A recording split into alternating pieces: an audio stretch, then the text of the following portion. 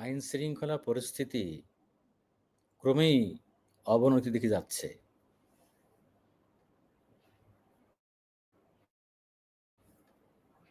গণঅভ্যুত্থানের পরে, হাসিনা সরকারের পতনের পরে মনে হয়েছিল যে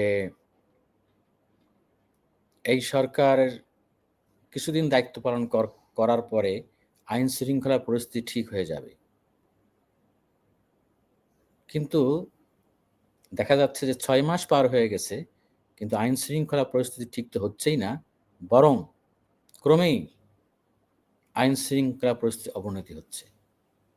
একেবারেই পাড়া মহল্লার অলিগলি থেকে শুরু করে রাজপথ, বাস, ঘাট যেখানে সেখানে ছিনতাই হচ্ছে, ডাকাতি হচ্ছে। সাম্প্রতিক সময়ে আপনারা দেখেছেন যে উত্তরায় প্রকাশ্যে রিকশা আরোহী দুজনকে কিভাবে রামদা দিয়ে কোপানো হয়েছে।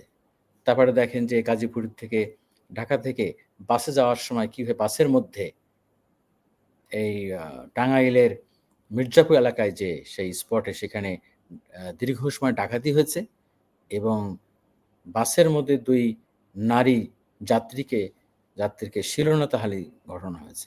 কি ভয়ংকর অবস্থা! তো এক্ষেত্রে আমার মনে হয় যে এগুলো এমনি হচ্ছে না। এর পেছনে নানান চক্রান্ত আছে।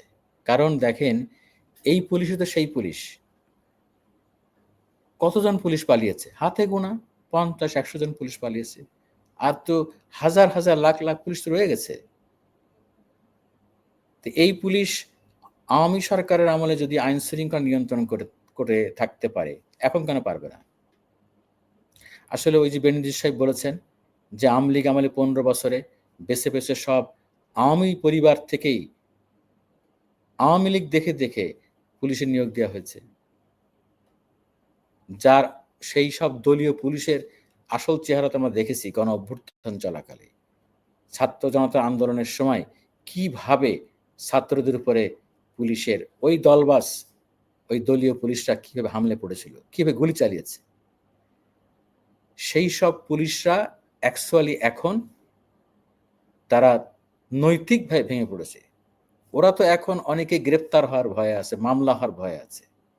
আর কিছু আছে তারা ইচ্ছাকৃতভাবে নিষ্ক্রিয়। তারা চায় যে এই সরকার ব্যর্থ হোক। ডক্টর ইউনূসের সরকার ব্যর্থ হোক। পুলিশের মধ্যে এখন কিন্তু গণ-অভ্যুত্থানের চেতনার পক্ষে মোটামুটি উপরের সারিতে অনেক পুলিশ অফিসার বসে গেছেন, যারা বিগত সরকারের আমলে পদোন্নতি বঞ্চিত হয়েছে, চাকরিচ্যুত হয়েছে, সেই সব পুলিশ সদস্যদের কিন্তু অনেককে ফিরিয়ে আনা হয়েছে। তাদেরকে গুরুত্বপূর্ণ জায়গায় বসানো হয়েছে।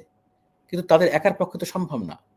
স্বরাষ্ট্র উপদেষ্টা, আম প্রতিমন্ত্রী পদমর্যাদায় নিয়োগ পাওয়া আমাদের খোদাবাক্স চৌধুরী, তারপরে আমাদের পুলিশের আইজি সহ এরকম অনেকেই পুলিশের মধ্যে কিন্তু এই গণ-অভ্যুত্থান চেতনার পক্ষে অনেক পুলিশ অফিসার আছে কিন্তু। কিন্তু তারা তাদের একার পক্ষে তো সম্ভব না।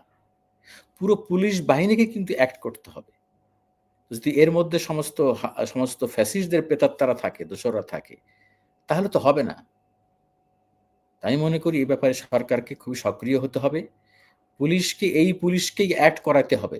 যারা, যারা সঠিকভাবে দায়িত্ব পালন করবে না, তাদের বিরুদ্ধে শক্ত ব্যবস্থা নিতে হবে। মানুষ রাস্তায় নামতে ভয় পায়। সন্ধ্যার পরেই নামলেই ছিনতাইকারীর আতঙ্ক।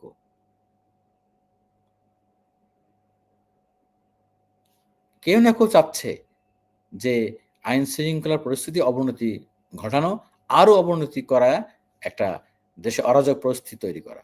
আমি মনে করি সরকারকে এ বিষয়ে সক্রিয় হতে হবে এবং যা করণীয় সেই ধরনের সিদ্ধান্ত নিতে হবে। না হলে এই পরিস্থিতি কিন্তু ভালো হবে না এবং চক্রান্তকারীরা কিন্তু সফল হয়ে যাবে। কারণ আইন শৃঙ্খলা একটা গুরুত্বপূর্ণ বিষয় দেশের। এ বিষয়ে আমি মনে করি সরকারের মধ্যে যারা এ বিষয়ে রিসার্চ করে, গবেষণা করে তাদের তাদের তাদেরকে সঠিক সিদ্ধান্ত সঠিক সময়ে নিতে হবে। না হলে কিন্তু এই আইন শৃঙ্খলা পরিস্থিতি যেভাবে ক্রমেই অবনতির দিকে যাচ্ছে, এটি কিন্তু ভালো লক্ষণ না।